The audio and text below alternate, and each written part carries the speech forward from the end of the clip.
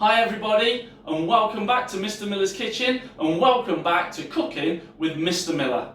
First, I want to say thank you and well done if you took part in the last cooking lesson, the banana and oat cookies. It was amazing seeing all of your efforts uploaded to Class Dojo, so thank you and well done.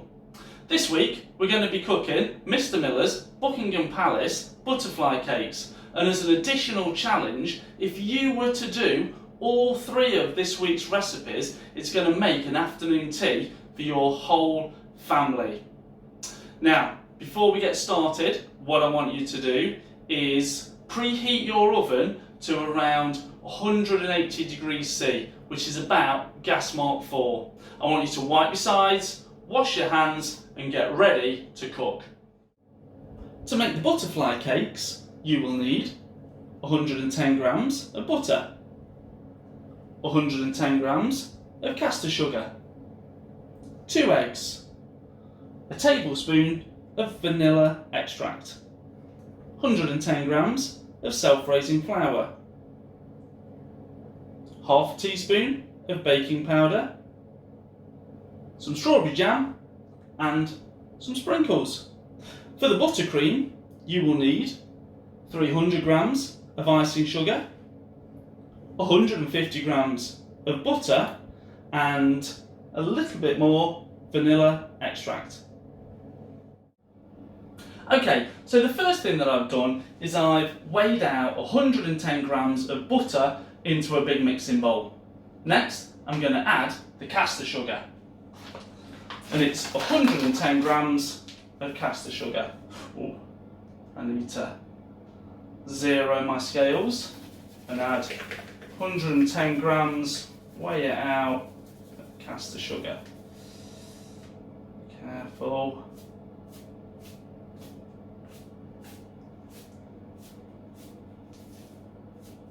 There you go, 110 grams of caster sugar. Next, we're going to add the eggs. Cracking an egg, I'm going to use a knife. Just going to give it a crack and then tip the egg in, and then that go to the compost later. Next egg in,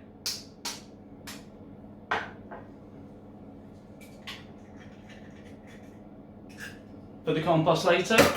Now what I'm going to do is, after I've handled raw eggs, just going to go and wash my hands. Next, we're going to add 110 grams of self-raising flour. I zeroed my scales before I started this again. I'm going to add 110 grams of self-raising flour. Next, we're going to add half a teaspoon of baking powder. We're going to add a teaspoon of vanilla extract, and then we're going to add a tablespoon of milk.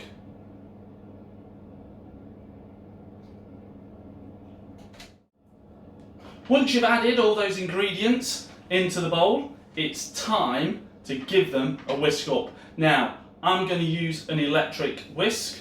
You can use a hand whisk if you want, or you can use a little bit of both. Maybe you could get the adult in your house to help you with this bit, especially if you're using an electric whisk, but you guys definitely have a go with the hand whisk if you've got one.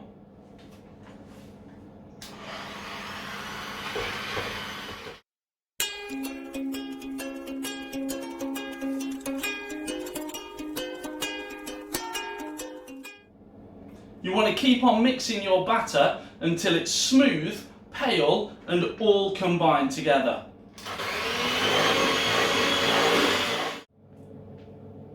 Now it's time to add the batter to our cupcake cases.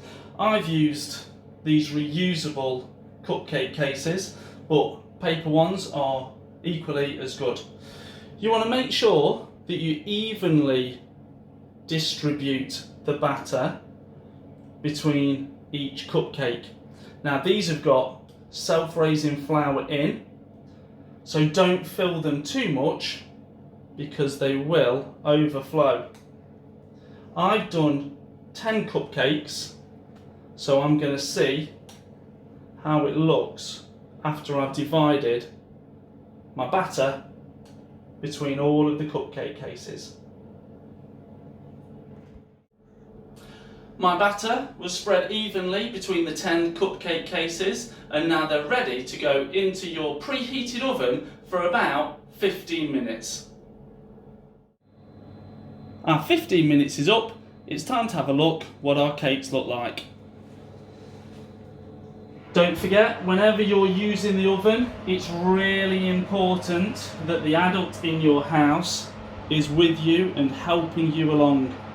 Your cakes should be golden brown on the top, which these are, and if you pop a skewer in them, it should come out clear.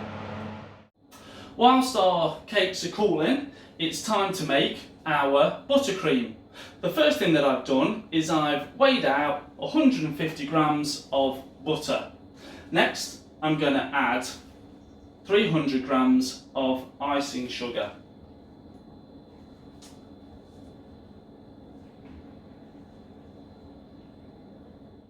Now, on the recipe, it said to add 2 teaspoons of vanilla paste. Now, I couldn't find any vanilla paste, so what I'm going to do is I'm going to add 2 teaspoons of vanilla extract instead. It's 1 and 2. Now, once all that's in your mixing bowl, again, it's time to mix. So again, if you're using an electric whisk, make sure that there's an adult nearby that's helping you and supervising you in the kitchen. Now we're going to whisk all this together. It could be a little bit hard to start off with, so feel free to add a little bit of milk in there, just a tablespoon, and that might loosen it up a little bit.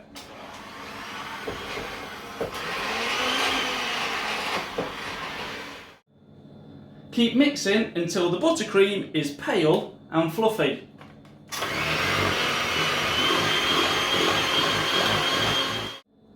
Here's Mr. Miller's top tip for you.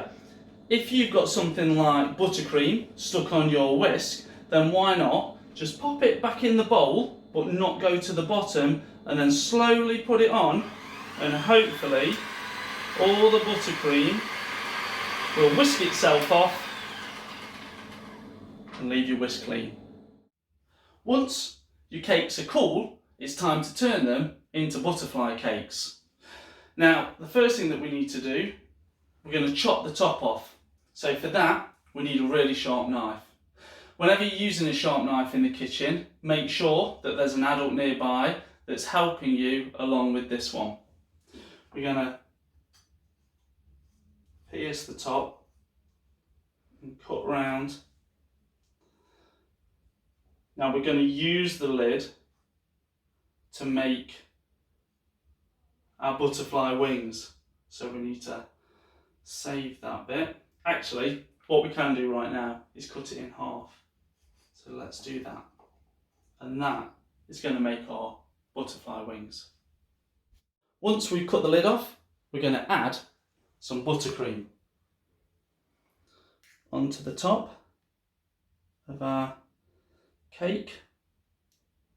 I'm trying really hard not to use my fingers, but I'm sure if you do, it won't matter too much. Once you've spread a good amount on, it's time to stick your wings on your butterfly. Get your lid and pop them on the top like that. Now, what I'm going to do is I'm going to decorate this one with some strawberry jam in the middle and maybe even a few sprinkles.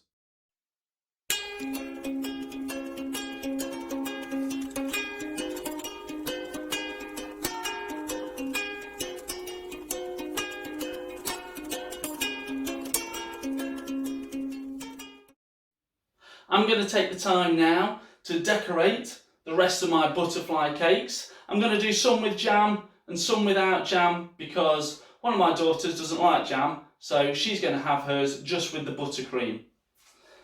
Thank you for joining me today on Cooking with Mr. Miller. I can't wait to see all of your photos of you cooking, whisking, and then the final product. Upload them all to Dojo so I can have a look at them, and I absolutely can't wait. Before we go, make sure that you help the adult in your house tidy up. Don't leave the kitchen in a mess, and I can't wait to see you for the next episode of Cooking with Mr. Miller.